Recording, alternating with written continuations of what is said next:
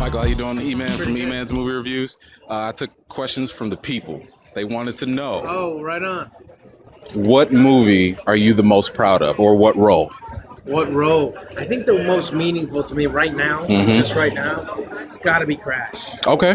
Well, because it was my first movie. Yeah. I mean, I was living in a shoebox. Wow. I had no money, and I didn't know what was going to happen. I was like struggling for like 12 years. Wow. And then all of a sudden, that comes out. I'm like, whoa, dude. Yeah. And then the following year, I'm doing World Trade Center with Oliver Stone. Yeah. So I'm like, to me, that was like a what? Yeah. You know what I mean? What moment? Yeah. And I remember my girl, she'd try to come visit me and see my apartment. I'm like, no. We're gonna go to your house. We're gonna go to your house. Right. You know? Right.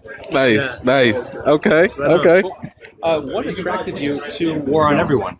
Well, I mean, it's got to be John McDonald. Okay, like, that guy's. Like, I thought the guard, Calvary was really amazing. Like the writing was really interesting, and it was. I mean, it's something very different, and you know, this script in itself was like so refreshing. There were so many great one-liners. There's you know, so many references, and he's such a great writer. And I'm like, I just give me a crack at saying some of these lines. You know what I mean? Like the ideas that come across, like the story structure. It's crazy, but you know, it's a real European movie. Like the feel is very European, and I like that. You know, I like doing things that are like, even though it's a you know, a police officer, it's way different than them to watch or anything else. Excellent. All right, thanks, man. You guys, Yeah, right on. nice to see you. So, you know, you kind of went into the cop culture within the watch. So what appealed to you about going outside the box with the cop character in this film? Well, this is way different. This one isn't going for like reality, and it's not being shot in a documentary style. This is like a really dark Michael McDonald movie, and just the you know, the tone of it is just way different. You know, it's if you've seen Calvary, Yes. then you'll know that it's just a way different kind of movie. Yeah, and I just love that kind of writing where it's like it's on PC, and it's like I don't think any American would have made this movie. You know, I think they'd be like afraid of like, well, you know, what are people going to think? Is it PC? And he's like, yeah, dude, it's a movie. You know, and I love that he's like just, you know, doing what he wants to do, and he thought that would be fun. Yeah, man, absolutely. Hey, what's up, bud? Hey. It's amazing that everybody's doing this. Dude, it's amazing. Like, you know what I mean? It's not that it doesn't look legit. You know what I mean? I sure hope not. Like, but this looks way like more important, dude. This one right here. Yeah, it's like So tell me, dude.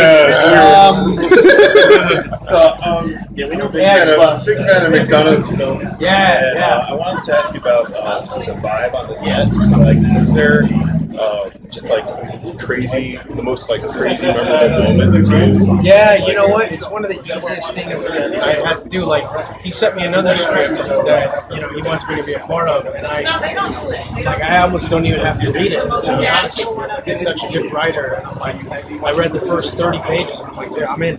Whatever it is, you know. It's also the way he thinks about it that's really cool.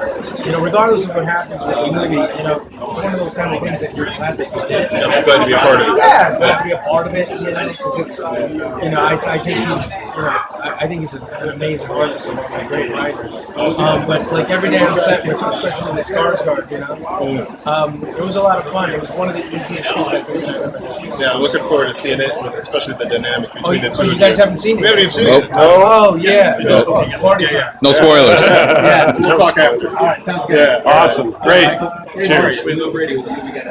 So can you talk about the contrast of going from two blockbusters like AntMan and The Martian and now doing sort of a little bit more of an independent film like Yeah, this? dude, totally. Wait. Instagram, bitches. No, but you know what? Like, I think for me it happened when I'm like, because my kid's 7 years old. Yeah. And, you know, I don't know why, man, but I was like, when I was younger, I really wanted to do dark dramas.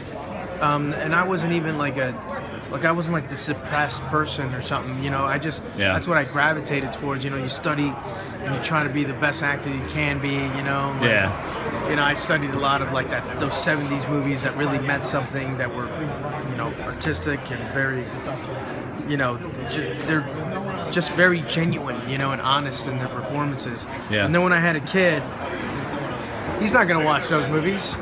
So I want, yeah. So I now I'm doing AntMan and loving it because I go see it and he's laughing and having a good time. So it opened me up to a whole new thing. Yeah. And I'm doing all these movies just for him. Yeah. You know, just to be like the cool dad. Yeah. And then this movie is like, this is all for me. You know what I mean? Like Yeah. you know, this is. The ideas are so interesting, and you know, it was such a great read, and it was fun to do, and you know, you got paid pennies, but you're like proud of it, you know. Yeah, that's awesome. All right, well, we Yeah. look forward to seeing it. All right, well, Thanks.